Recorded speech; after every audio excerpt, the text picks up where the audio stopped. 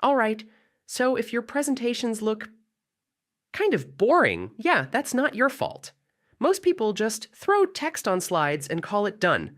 But in 2026, you can create clean, professional presentations in minutes using Canva. So let's go step by step and make something people actually want to watch. First, open Canva and search for presentation. You'll find tons of ready-made templates. Pick one that fits your topic, clean, modern, and not too crowded. Before editing, plan your content. Think about your structure, intro, main points, and conclusion. Each slide should focus on one idea only. Now update your text. Keep it short and readable. Don't write full paragraphs. Use keywords or short phrases instead. Visuals make everything better. Add images, icons, or graphics to support your message. People remember visuals way more than text.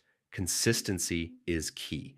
Use the same colors, fonts, and layout style across all slides. That's what makes your presentation look professional. To make your presentation more engaging, add animations. But don't overdo it. Keep transitions smooth and simple. If you're short on time, Canva's AI tools can help.